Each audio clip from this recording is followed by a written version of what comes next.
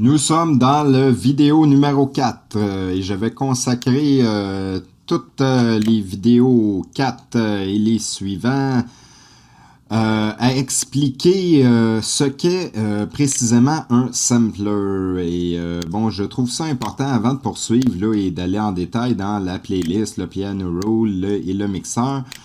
Faut bien comprendre les nuances entre les divers types de sons. J'en ai déjà parlé un peu dans une vidéo précédente. Si vous vous souvenez, j'ai dit qu'un sampler, ça sert à gérer des samples, des échantillons sonores. Et à la base, à l'époque, il y avait des claviers avec un micro qui nous servait à enregistrer des sons de la vie réelle. Des sons qui pouvaient être faits avec notre bouche ou des sons, par exemple, je vais enregistrer le son d'une note de guitare ou d'une note d'un coup de batterie pour pouvoir utiliser ces sons réels à l'aide des touches d'un clavier.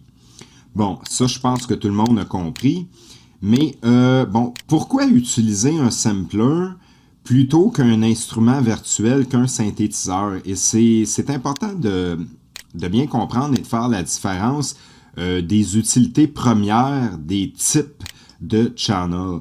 Alors ici, nous avons un sampler. Si par exemple, je vais dans un pack et que je prends ici un sample, un échantillon de guitare, par exemple. Bon, prenons celui-ci que je glisse dans le channel sampler. Alors, un sampler, ça sert à quoi? Ça sert finalement à utiliser, et là, si je veux aller dans le piano roll, bon, j'ai juste un channel, alors c'est lui qui est sélectionné par défaut. Je peux utiliser ce son réel pour faire des notes, des petites mélodies avec ce son. Mais ce que je veux que vous compreniez, c'est qu'un sampler, il y a différents types de samplers. Et ce sampler, dans FL Studio, est un petit sampler basic. C'est-à-dire qu'il n'est pas conçu pour attribuer plus d'un sample à plus d'une note. Autrement dit, ce petit channel de type sampler reçoit seulement qu'un échantillon. Et lorsqu'on place des notes, par exemple, dans le piano roll comme ici, pourquoi on entend différents sons? C'est parce que le logiciel procède par interpolation. Bon, alors je ne rentrerai pas dans les détails, mais ce qui fait en réalité le logiciel, c'est qu'il fait juste jouer la note plus vite ou moins vite pour en changer la tonalité. Mais si on, comme je l'ai déjà mentionné, c'est pas nécessairement approprié pour faire de grandes mélodies complexes avec plusieurs notes, car plus on s'éloigne de la note fondamentale, et la note fondamentale, on peut la voir ici à cause du carré jaune, et on voit que ça correspond à la note qui est inscrite ici.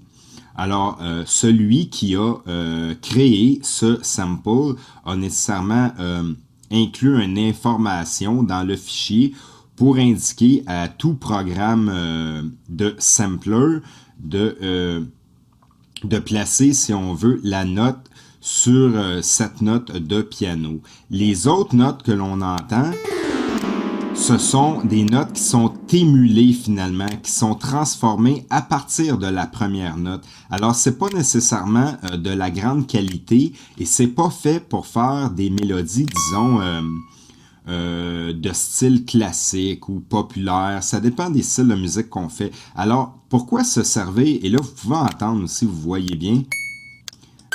C'est pas nécessairement réel. La note de base, elle est plutôt réelle, car ça correspond à la vraie note. Mais les autres, ce sont des notes émulées. Alors, pourquoi qu'on sert de ça finalement? Ce petit sample simple, naturellement, est majoritairement utilisé pour les samples de batterie, comme je l'ai déjà mentionné, parce qu'un sample de batterie n'a pas besoin de pouvoir faire plusieurs mélodies. Alors, bon, vous comprenez tous qu'un kick, comme ceci, une simple note fait l'affaire. Alors, on sert de ça majoritairement pour des échantillons de batterie. Et encore là, bien qu'il n'y a pas de règle absolue et que de nos jours, là, en expérimentant, tout le monde on fait un peu n'importe quoi et c'est seulement que le résultat qui compte, ça c'est sûr. Alors, je ne veux pas mettre de règles strictes, mais c'est dans le but de bien comprendre pour ceux qui veulent apprendre et faire les différences, c'est que ça serait un peu inutile d'utiliser un sampler et d'inclure un échantillon, par exemple, qui provient d'un synthétiseur qui fait le son d'un kick électronique, un son synthétique finalement. Nous sommes aussi bien d'utiliser le synthétiseur qui fait ce son plutôt que d'enregistrer le son qui n'est pas de toute façon un son réel, de l'inclure dans un sampler pour l'utiliser ensuite dans le sampler. C'est un peu un non-sens finalement. Mais bon, on peut le faire parce qu'on peut apporter des modifications, mais c'est juste pour bien comprendre. Alors, dans d'autres types de musique, comme les musiques électroniques, on peut aussi se servir du sampler comme ceci, même si on ne peut pas trop s'éloigner dans les différents octaves, pour seulement faire des petites mélodies là, pas trop complexes, juste des petites variations, par exemple comme ceci. Et en transformant le son, on peut arriver à faire des mélodies plutôt minimales qu'on va utiliser dans, disons, dans le techno, dans l'électro. Donc, on peut mettre n'importe quel sample, échantillon qu'on peut enregistrer ou qu'on peut trouver, mais à la base, c'est fait pour exploiter des sons naturels, des sons qui existent. Car les sons synthétiques, nécessairement, n'ont pas à être samplés puisqu'ils sont initialement générés par des synthétiseurs. Et donc, on peut les utiliser sur n'importe quelle note d'un clavier, comme par exemple, si je prends un petit synthétiseur simple comme ici,